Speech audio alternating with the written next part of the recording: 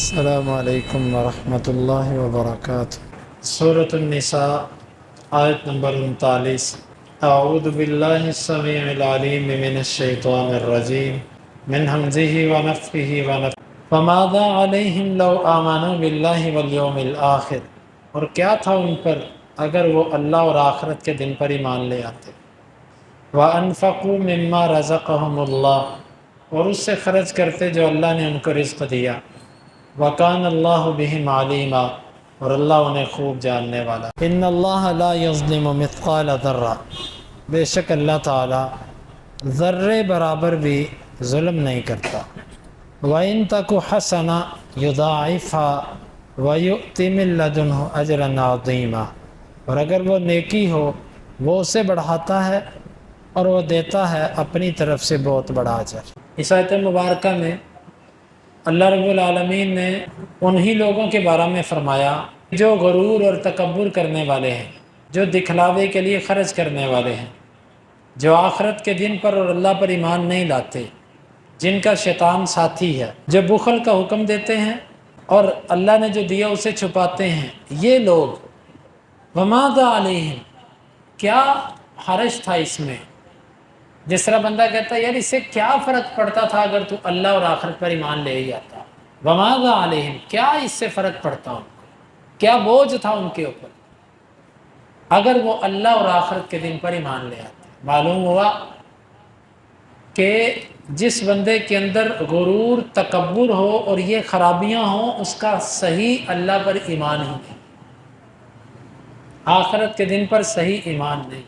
ریاکار آدمی جو خرچ کرتا ہے یہ خرچ نہیں ہے، اس کا خرچ کیا ہوا ضائع، کیونکہ جب ایک بندے نے اللہ کی رضا کے لیے خرچ ہی نہیں کیا اس کا عمل ضائع ہو گیا، باطل ہو گیا۔ تو اللہ نے یہاں پر فرمایا وَأَنفَقُوا مِمَّا رَزَقَهُمُ اللَّهُ، اور وہ خرچ کرتے اس سے جو اللہ نے ان کو رزق دیا۔ گویا کہ انہوں نے خرچ نہیں کیا۔ جو چیزیں اعمال کو ختم کر دیتی ہیں ان میں سے ایک چیز ریاکاری ہے۔ ریاکاری جس عمل کے اندر آ جائے اللہ تعالیٰ اس عمل کو چھوڑ دیتا ہے۔ اللہ تعالیٰ فرماتا ہے انا اغنی الشرکاء یعنی شرک، میں شراکت سے سب سے زیادہ بیزار ہوں۔ جس عمل میں شراکت آ جائے اس عمل کو میں نہیں لیتا۔ جہاں تھوڑا سا دکھلاوا، تھوڑی سی شہرت، تھوڑا سا کوئی اور مقصد آ گیا، اللہ کہتا ہے اب میں نہیں اس میں روکا، اب تو نے میرے ساتھ جس کو شریک کیا یہ عمل صرف اس کے لیے ہوگا، میرے لیے نہیں۔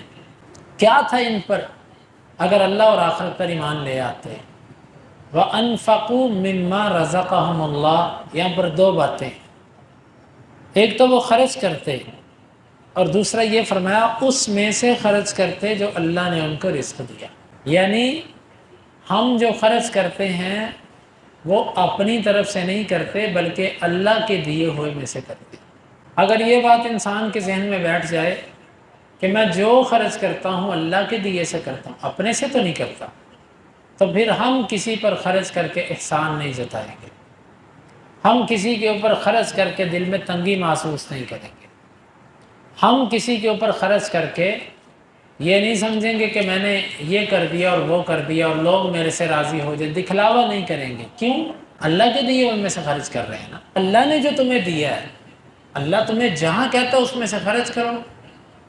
جب بندہ یہ سوچ لے گا نا، اپنے ذہن میں یہ بٹھا لے گا کہ میرا مال، میری اولاد، میرا گھر، میرا کاروبار، میرا سب کچھ میرے اللہ کا دیا، پھر وہ اللہ کے راستے میں خرچ کرنے میں شرم محسوس نہیں کرے گا، وہ کہے گا اس میں کیا حرج ہے، بلکہ وہ بالکل اس کے دل میں دکھلاوا نہیں ہوگا، وہ کہے گا بس اس نے میرے پاس رکھوائے تھے، اس نے مجھے کہا میں نے خرچ کر دیے، مال خرچ کیا، دیا وہ اسی کا تھا، اس میں کون سا حق ادا ہو گیا، یا اس میں ہم نے کون سا ایسا کر دیا کہ جو ہم کسی کے اوپر احسان جتائیں۔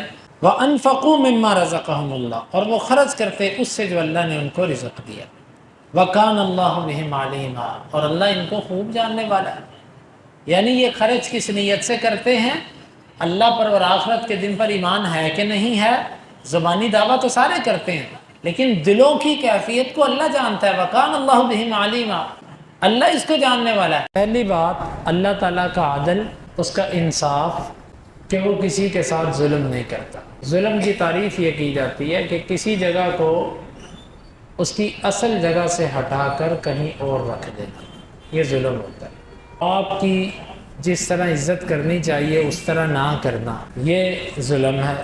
یعنی کسی بھی چیز کا جو مقام ہے اس کو وہ نہ دینا، یہ ظلم ہوتا ہے۔ اللہ ظلم نہیں کرتا، ایسا نہیں ہوتا کہ کسی کا کوئی حق ہو اور اللہ اس کو نہ۔ مثقال ذرہ، ذرہ برابر، ذرہ عربی زبان میں کئی معنی کے لیے استعمال ہوتا ہے۔ ایک ذرہ وہ جو آپ کو روشن دان سے جب دھوپ اندر آتی ہے تو اس میں جو چھوٹے چھوٹے ذرات دکھائی دیتے ہیں نا، اس کو بھی ذرہ کہتے ہیں۔ اور اسی طرح عربی زبان کے اندر ذرہ، سرخ رنگ کی وہ جو چیونٹی ہوتی ہے نا، جس کو ککی کیڑی آپ کہتے ہیں، وہ عام کیڑی سے بہت چھوٹی ہوتی ہے، اور اس کی بعض تو بہت ہی چھوٹی ہوتی، بعض دفعہ وہ جلدی نظر بھی نہیں آتی، اس کو بھی ذرہ کہتے ہیں۔ یعنی اس میں اس بات کی طرف اشارہ کہ اللہ تعالیٰ کسی کے پاس ذرہ بھی ہوگا نا نیکی، اللہ اس کو ضائع نہیں کرے گا، اور اگر کسی کا ذرہ بھی گناہ ہوگا تو وہ اللہ سے چھپے گا نہیں۔ اللہ کے ہاں نہ ذرہ برابر ظلم ہے، جب ظلم نہیں تو یہ کئی چیزوں کو شامل ہے، یہ یاد رکھیے گا۔ بعض دفعہ ایک صفت اپنے اندر کئی صفات کو شامل ہوتی ہے۔ پہلے نمبر پہ تو یہ علم کو شامل ہے، اللہ کا اتنا علم کامل ہے۔ دیکھیں دنیا کا بڑے سے بڑا حساب بھی ہو نا، کسی نہ کسی جگہ پہ آ کے وہ برابری نہیں ہوتی، یا وہ کمی کر جاتے ہیں یا وہ زیادتی کر جاتے ہیں۔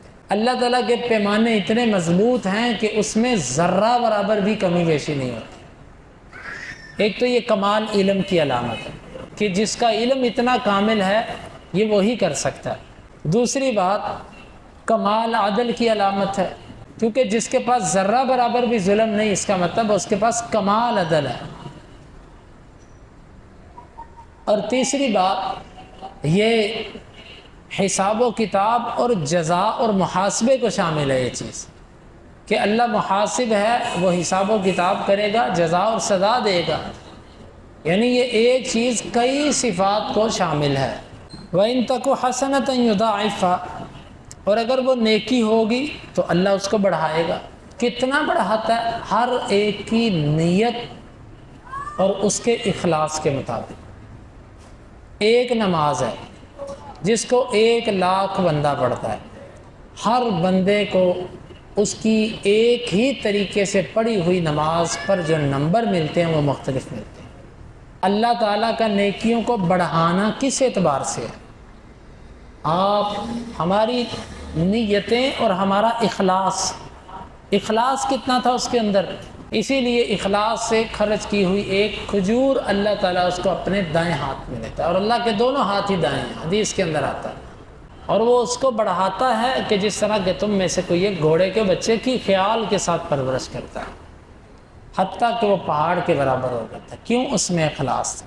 اور وہ حدیث ایک کتے کو پانی پلانے کی وجہ سے ایک بدکار عورت جنت میں چلے گی، اخلاص تھا۔ اخلاص ہو، نیت صاف ہو تو پھر اللہ کے ہاں عمل کتنا بڑھتا ہے اس کی حد ہی کوئی نہیں۔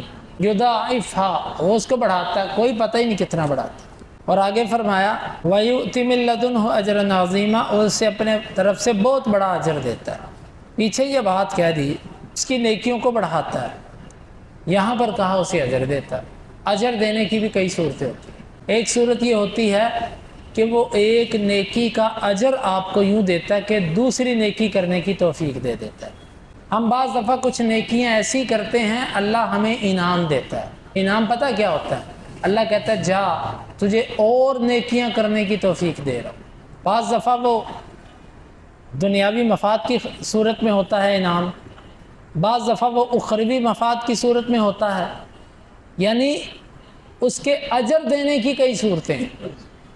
بعض دفعہ وہ اجر عمل کی صورت میں دیتا ہے کہ آپ کو عمل کرنے کی توفیق دے دیتا ہے، اور بعض دفعہ وہ دنیا میں آپ کو اس کا کوئی عوض دے دیتا ہے، اور بعض دفعہ وہ آپ کو آخرت میں اس کا عوض دے دیتا ہے، اور بعض دفعہ ایسے بھی ہوتا ہے کہ وہ کسی ایک کے حق میں ساری چیزیں جمع کر دے۔ وَيُؤْتِ مِن لَّدُنْهُ أَجْرًا عَظِيمًا، اور اللہ تعالیٰ اپنی طرف سے بہت بڑا اجر دیتا ہے۔ اس آیت مبارکہ میں ہمارے لیے سبق یہ ہے، پہلی بات اللہ جو کرتا ہے وہ عین عدل ہے۔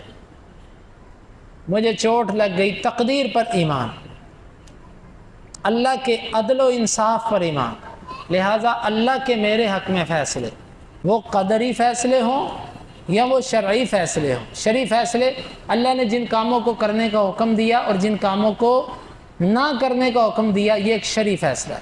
قدری فیصلہ کیا ہوتا ہے؟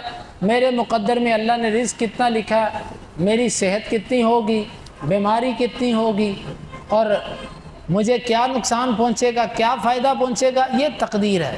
یہ آیت ہمیں سب سے پہلا سبق یہ دیتی ہے کہ تقدیر پر ایمان۔ یقین کر لیجئے آپ کہ اللہ نے آپ کے ساتھ ظلم نہیں کیا۔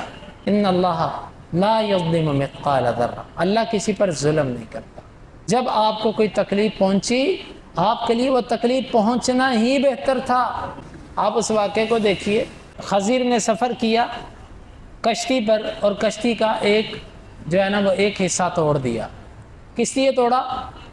کیونکہ پیچھے ایک ظالم بادشاہ آ رہا تھا۔ بظاہر وہ وقتی طور پر برا لگا سب کو، لیکن نتیجہ کیا نکلا؟ ایک بڑے نقصان سے بچا کر چھوٹے نقصان میں ڈال دیا۔ اللہ کے ہر فیصلے میں عدل ہے۔ اللہ کے نبی صلی اللہ علیہ وسلم نے بھی دعا میں یہ بات کہی، وَعَدْلٌ فِي قَضَاؤُكَ، اللہ میرے بارے میں تیرے سارے ہی فیصلے عدل پر مبنی ہیں، چاہے وہ میرا نقصان ہو جائے، چاہے مجھے نفع مل جائے، کوئی دنیا میں آ جائے، کوئی دنیا سے چلا جائے، عدل فی قضاؤ، اللہ میرے بارے میں تیرا ہر فیصلہ عدل پر ہے۔ ان اللہ لا یظلم مثقال ذرہ۔ تو لہٰذا کبھی بھی اس آیت کو مت بھولیے۔ اگر اس آیت کو سامنے رکھیں گے، آپ نفسیاتی مریض نہیں بنیں گے، پریشانیاں آپ کو تنگ نہیں کریں گی، آپ کی نیند نہیں اڑے گی، آپ سکون کی زندگی گزاریں گے۔ اللہ نے، میں کروڑ پتی تھا، اللہ نے سب کچھ لے لیا، ٹھیک ہے، ان اللہ لا یظلم مثقال ذرہ۔ میرے اتنے بچے تھے، فوت ہو گئے، ان اللہ لا یظلم مثقال ذرہ۔ مجھے یہ نقصان پہنچ گیا، ان اللہ لا یظلم مثقال ذرہ۔ یہ آیت اپنے ذہن میں رکھیے، اللہ ظلم نہیں کرتا۔ میرے ساتھ جو ہوا ہے وہ ظلم نہیں ہے۔ کیا پتہ وہ چیز آج میرے پاس ہوتی، کتنے نقصان کی طرف میں چلا جاتا۔ اب خضر نے اس بچے کو مارا، بظاہر کتنا برا لگا، لیکن نتیجہ کیا نکلا کہ ان کے والدین کفر سے بچ گئے، کیونکہ اگر وہ زندہ رہتا تو والدین کو بھی کافر بنا دیتا۔ الغرض میرے بات کرنے کا مقصد، سب سے پہلے میں اپنے آپ کو اور آپ کو یہ بات کہتا ہوں، اپنی زندگیوں میں اس آیت کو داخل کر لیجئے کہ جو اللہ کرتا وہ ظلم نہیں ہے، بس اللہ جو کرتا وہ بہتر ہے، وہ عدل ہے۔ اور دوسری بات ہمارے لیے اس سبق میں یہ ہے کہ نیکی کے اندر جتنا اخلاص پیدا کریں گے، اس کے اندر اتنا ہی اجر اس کا بڑھے گا۔ اللہ کے ہاں عمل گنے نہیں جاتے، عمل تولے جاتے ہیں، اور عملوں کے اندر وزن اخلاص سے آتا ہے، نیت سے آتا ہے، کثرت سے نہیں آتا۔ اللہ تعالیٰ سے دعا ہے، اللہ تعالیٰ ہمیں سمجھنے کی اور عمل کی توفیق عطا فرمائے۔